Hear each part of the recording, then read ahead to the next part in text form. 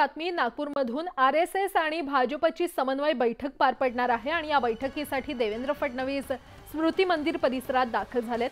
संघ पदाधिकाऱ्यांसोबत भाजप पदाधिकाऱ्यांची ही बैठक पार पडणार आहे। आगामी निवडणुका आणि अयोध्येतील राम मंदिरावर या बैठकीमध्ये चर्चा होणार आहे। नागपुरात आरएसएस आणि भाजपची ही समन्वय बैठक असणार आहे। बैठकीसाठी फडणवीस स्मृती मंदिर परिसरात दाखल झालेत।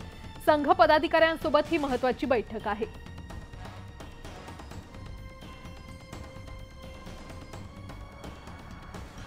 आणि या संदर्भात अधिक माहिती देत आहेत आमचे प्रतिनिधी उदय तिमांडे आपल्यासोबत जोडले गेलेले आहेत। उदय, आरएसएस आणि भाजपची समन्वय बैठक पार पडते, काय अपडेट?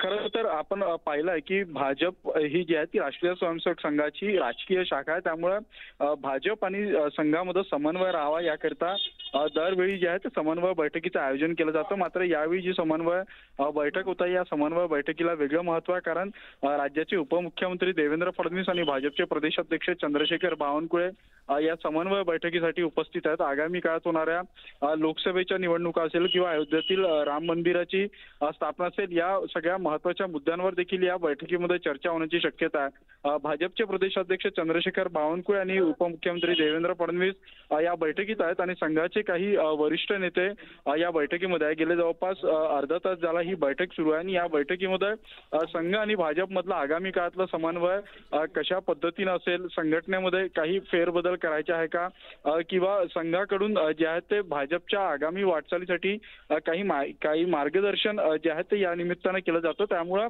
भाजपसाठी जी आहे ती समन्वय बैठक अतिशय महत्त्वाची असते आणि ज्या पद्धतीनं आपले सगळे शेड्यूल रद्द करत उपमुख्यमंत्री देवेंद्र फडणवीस आणि चंद्रशेखर बावनकुळे या बैठकीसाठी इथं पोहोचलेले आहे। यावरून या बैठकीचं महत्त्व काय हे लक्षात येईल। नागपूरच्या रेशीमबाग मधला स्मृती मंदिर परिसरामध्ये जी आहे ती गेल्या अर्ध्या तासापासून ही बैठक चालू आहे आणि साधारण अजून पुढचा तासभर ही बैठक चालेल आणि या बैठकीनंतर भाजपला काय संघाकडून मार्गदर्शन केलं आहे आणि इथून पुढे आगामी लोकसभा निवडणुकीच्या पार्श्वभूमीवर भाजपची कशी वाटचाल असेल, या सगळ्या महत्त्वाच्या मुद्द्यांवर या सगळ्या बैठकीत चर्चा होईल।